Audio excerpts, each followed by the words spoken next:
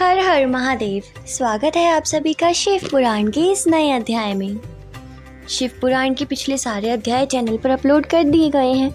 उन्हें आप सभी एक प्लेलिस्ट में से आराम से देख सकते हैं। आज हम शुरू कर रहे हैं कथा 47। शिव जी के चरित्रों का वर्णन करने और सुनने से बहुत सुख प्राप्त होता है। श्री शिव महापुराण की इस कथा में हम शिव के निर्गुण, सगुण और रुद्र आदि अवतार के बारे में जानेंगे। भगवान शिव परम ब्रह्म है, निर्गुण है, सगुण है, सच्चिदानंद रूप है, सर्वव्यापक है, अलग निरंजन है और ज्योति का स्वरूप है। ऋषि मुनि सब उनका स्मरण करते हैं, उन्हें प्रणाम करते हैं और उन्हें अपनी बुद्धि के अनुसार बार बार उनका स्मरण करते हैं। जिन शिव जी के ऐसे अद्भुत कार्य है उनका वर्णन हम किस प्रकार कर सकते हैं? ऐसा तो संभव ही नहीं है।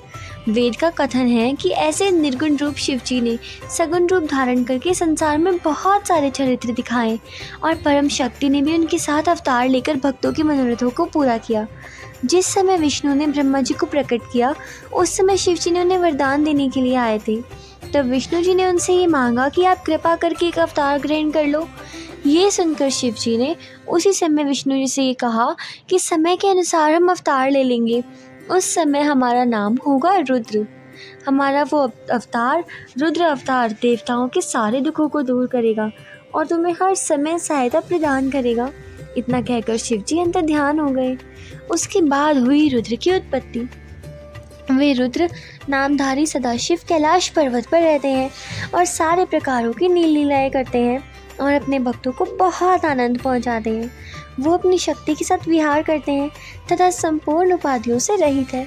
उन्होंने संतों की रक्षा की है तथा सती के विवाह करके देवताओं के सारे कष्टों को दूर किया है। ये सब कुछ हम जान चुके हैं पिछली सारी कथाओं में। वो सब आपने पहले ही सुन ली होगी। अगर नहीं सुनी है तो आप अभी चैनल पर जाकर प्लेलिस्ट में से सारी कथाओं को सुन सकते हैं। उन्होंने हिमाचल के घर पर जन्म ली हुई गिरिजा के साथ विवाह किया और बहुत सारी लीलाएं की।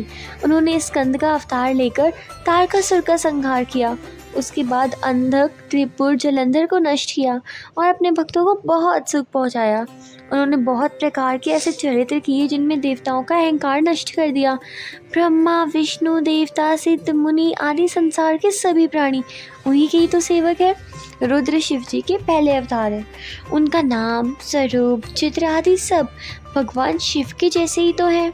जिस समय ब्रह्मा जी की इच्छा हुई कि मैं सृष्टि को उत्पन्न करता हूँ, उनके मन में बहुत ही ज़्यादा अहंकार हुआ। तब उन्होंने सबसे पहले सदाशिव का ध्यान किया। तब शिव जी ने अपने ध्यान से प्रसन्न होकर उस समय उनके शरीर का रंग श्वेत कर दिया तथा लालिमा लिए हुए जो उनका श्वेत रंग का और लालिमा लिए हुए शरीर था उनसे उनके साथ के लिए 4 शिष्य भी उत्पन्न कर दिए। ब्रह्मा जी ने उन्हें प्रणाम करने के बाद उनकी बहुत प्रकार से स्तुति की। उस समय शिव जी ने कृपा करके उन्हें शक्ति प्रदान की और ये आज्ञा दी कि अब तुम सृष्टि को उत्पन्न करो ब्रह्मा। उसके बाद उन्होंने वामदेव का अवतार लेकर अपने 4 शिष्यों को से साथ ब्रह्मा जी को दर्शन दिया। उस समय उनके शरीर का रंग लाल था। उसके बाद वो पीत वर्ण के तदुपुरुष का अवतार लेकर उस रूप में 4 शिष्यों के साथ प्रकट हो गए और ब्रह्मा जी को दर्शन देने लगे। अंत में उनका ईशान नामक अवतार हुआ। उस समय उनके शरीर का रंग साफ था, बिल्कुल सफ़ेद था और उनके साथ दोबारा से वही 4 शिष्य थे। उन्होंने ब्रह्मा को ब्रह्म ज्ञान, पवित्र योग की शिक्षा दी। शिव जी के 5 अवतार बहुत ही पवित्र है। इनके बाद शिव जी के 8 और अवतार हुए जिनका नाम था सर्प, भव, रुद्र, उर्ग, भीम, पशुपति, ईशान और महादेव। इन सब के बारे में हम जानते हैं। वो जल, पृथ्वी, अग्नि, आकाश, यज्ञ, वायु, चंद्रमा, सूर्य सब में निवास करते हैं और 8 अवतार भी उन्हीं की हैं। इस प्रकार यहाँ पर शिव जी का बहुत ही बड़ा वर्णन है जिसमें उनके बहुत सारे नाम भी हैं जो कि 28 प्रकार के हैं।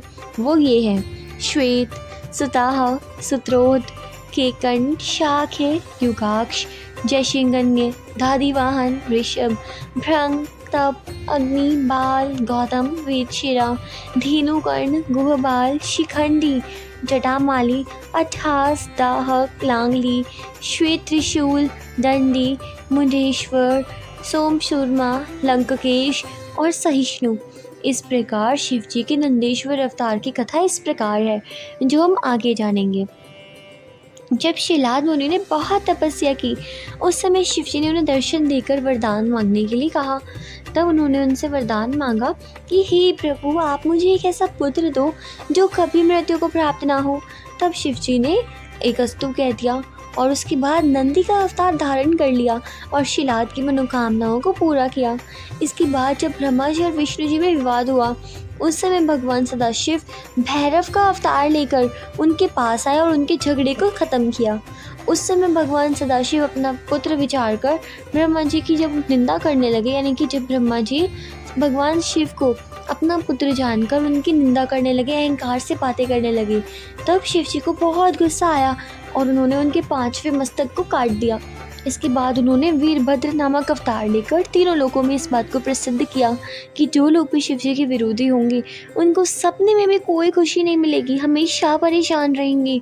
इसके साथ ही वीरभद्र के रूप में भगवान सदाशिव ने अपनी 1000 हाथों से सारे दुष्टों को दंड दिया और बहुत सारे प्रकार की लीलाएं की।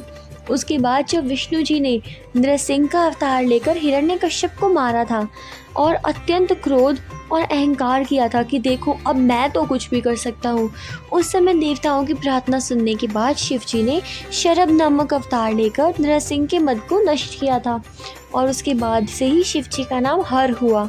तब से ही हम बोलते हैं हर हर महादेव। उसके बाद जब देवासुर संग्राम हुआ और सारे देवता जीत गए तो उनमें बहुत घमंड पड़ गया था। उस समय शिव जी ने यक्ष का रूप धारण किया और उनके अभिमान को नष्ट किया तथा उन्होंने यक्ष बनकर सभी देवताओं से एक तिनकों को तोड़ने को कहा, लेकिन उन देवताओं में से कोई भी उस तिनके को नहीं तोड़ पाया था। जिसके बाद शिव जी ने महाकाल के 10 रूप धारण किए और 10 देवियों के स्वामी के रूप में प्रसिद्ध हुए। उसके बाद वो 11 रुद्रों के स्वरूप में रहकर कश्यप के घर में पैदा हुए। वहाँ उन्होंने दिति के पुत्रों को मारकर देवों को बहुत सुख दिया। इसके बाद उन्होंने अग्नि का पुत्र होकर अपने ब्रह्म तेज को प्रसिद्ध किया और संसार में मर्यादा की स्थापना की।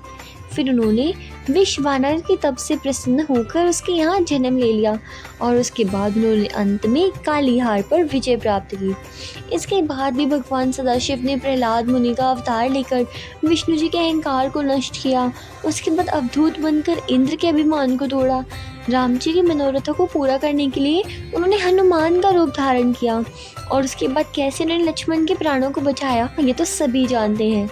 जिस समय भैरव ने पार्वती माँ को कुदृष्टि से देखा था, उस समय उन्होंने ये श्राप दिया, पार्वती ने ये श्राप दिया, हे भैरव, तुम मुझे साधारण मनुष्य की भांति कुदृष्टि से देखते हो, इसलिए अब तुम मनुष्य हो जाओ।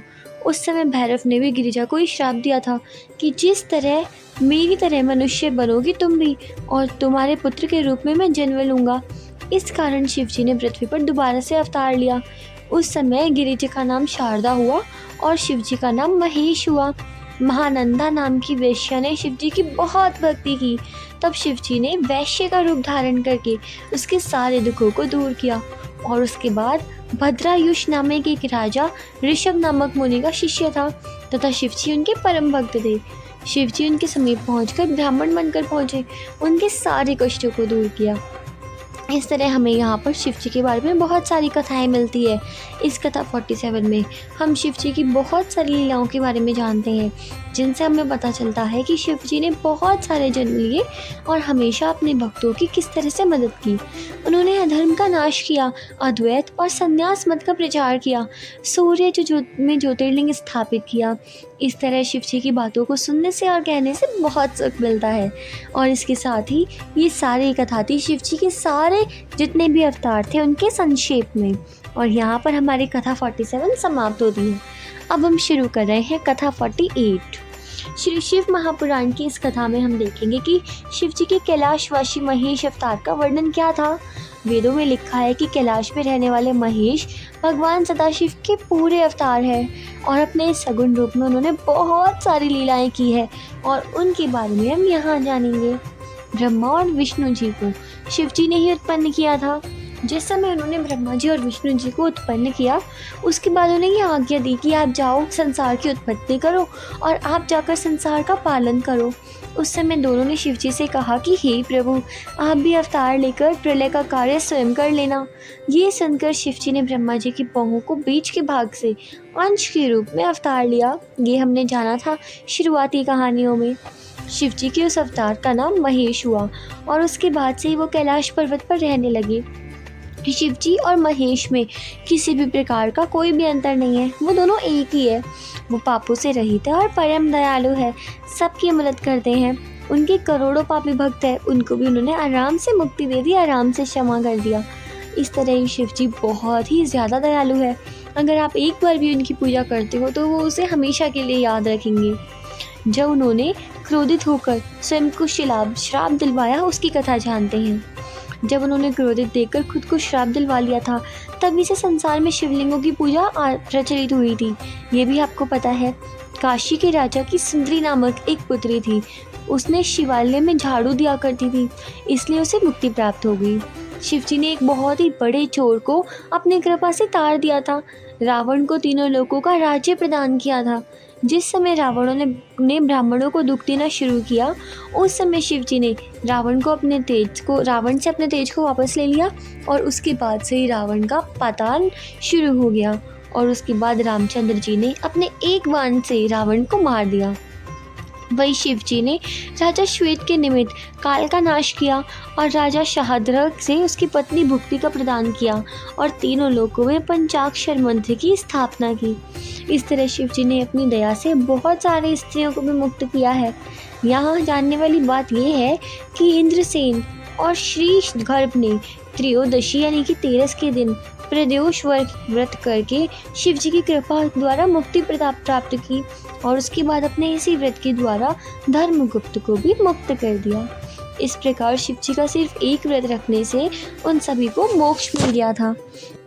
अब ऐसे हमारे दयालु स्वामी हैं जो कि सब कुछ त्याग कर यहाँ वहाँ भटकते रहते हैं, लेकिन ऐसे स्वामी को त्याग कर भी जो मनुष्य फिर यहाँ वहाँ भटकते हैं वो बहुत ही मूर्ख है। आखिर शिव जी ने सब कुछ त्याग दिया है आप लोगों के लिए, तो आपका काम ये है कि आप उस सबको अपने पास रखकर पूरे लोगों की सेवा करो, सबको अच्छे से रहने में मदद करो, सबके ऊपर दया दिखाओ।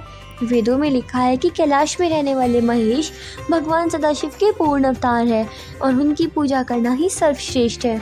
अपने इस सगुण रूप द्वारा अनेक प्रकार की वो लीलाएं करते हैं तथा अपने चरित्रों के द्वारा भक्तों को आनंद प्रदान करते हैं और मनुष्यों को ये उचित है कि वो हमेशा शिव शंकर में ही अपना ध्यान लगाएं और अपने चित्त को हमेशा शांत रखें।